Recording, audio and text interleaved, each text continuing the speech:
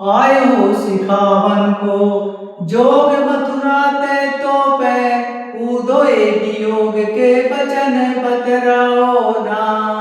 यह प्रसंग उस समय का है जब कृष्ण जी ब्रज को छोड़कर मथुरा जाने लगे तो ब्रज के ग्वाल बाल गोपियां बहुत दुखी हुई।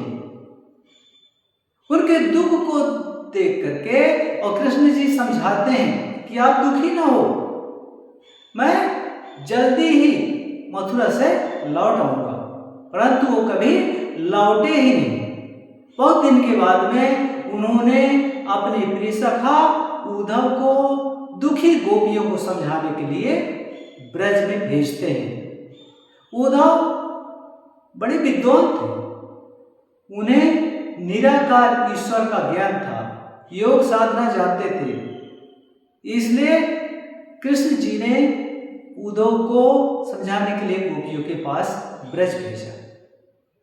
उद्धव ब्रज में आकर के और गोपियों को समझाते हैं कि आप कृष्ण का ध्यान छोड़ करके और निराकार ईश्वर का भजन करो। तब गोपियां कहती हैं, गोपियां तो पहले से दुखी ही थी कृष्ण के वियोग में, लेकिन गोपियां उद्धव को क्या उत्तर देती हैं सुनिए। गोपियां कहती हैं, आयो सिखावन को जोग मथुरा ते तो पे उद्धव ये वियोग के बचन बतराओ ना। कहे रत्नाकर दया कर तरस दीन हो दुख तरीबे को तो पे अधिक बढ़ाओ ना। तो इस प्रकार से गोपियां उद्धव को कहती हैं कि हे उद्धव, आप हमें समझाने के लिए यहाँ आए हैं, योग संदेश देने के लिए आए हैं। यदि योग संदेश देना है, योग अर्थात योग का अर्थ गणित में होता है जोड़, तो आप कहते हैं योग का संदेश लेकर के आए हैं, जोड़ने का संदेश लेकर के आए हैं, तो फिर आप वियोग की बात क्यों करते हैं? कृष्ण से हमारा वियोग क्यों करवा रहे हैं? तो आप इस प्रकार संयोग की जगह विछोह क्यों करवा रहे हैं? वियोग की बात क्यों कर रहे हैं? रत्नाकर जी लिखते हैं कि आपने मथुरा से आकर हमें दर्शन दिया, बहुत अच्छा किया, परंतु आप हमारे दुख दूर करने के लिए आए हैं और दुख दूर करने के बजाय आप इस प्रकार की बातें क्यों करते हैं जिससे कृष्ण की दूरी बढ़ जाए।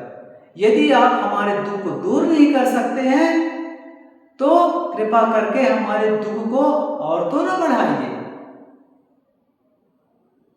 टूकी टूकी हुई है मन मुकुर हमारो हाय, टूकी टूकी हुई है मन मुकुर हमारो हाय, चूंकि यूं कठोर बैन पान चलाओ ना। अरे हमारा हृदय टुकड़े टुकड़े हो जाएगा, हमारा जो शीशा रूपी मन है वह टुकड़े टुकड़े हो जाएगा, क्योंकि आपके वचन इतने कठोर हैं। इसलिए आपसे निवेदन है कि आप इतना कठोर वचन मत बोलिए जिससे हमारे मन रूपी शीशा टूट जाए। और एक मनमोहन तो बस के उजारो मोही, हिय में अनेक मनमोहन बसाओ ना। हमारे हृदय में, हमारे शीशा रूपी हृदय में एक मनमोहन श्री कृष्ण का छवि बसा हुआ है, रूप बसा हुआ है।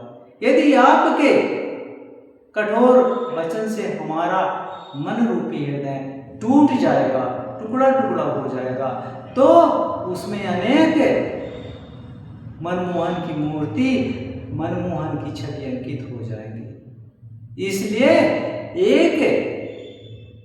एक कृष्ण जो हमारे जीवन को बसा करके और मथुरा चले गया और हमारा जीवन उजाड़ हो गया। अरे एक मनमोहन के बिछोह में, एक मनमोहन के वियोग में हम इतना दुखी हैं और आपके कठोर वचन से हमारे हृदय के शीशा टूट करके टुकड़े टुकड़े हो जाएंगे, तो उसमें अनेक मनमोहन के छवि उभर आएंगे और हम अधिक दुखी हो जाएंगे। यह भावार्थ इस पद का है। यदि आपको अच्छा लगे तो लाइक करिए, कमेंट करिए और सब्सक्राइब करिए। वीडियो देखने के लिए बहुत बहुत धन्यवाद। Thank you.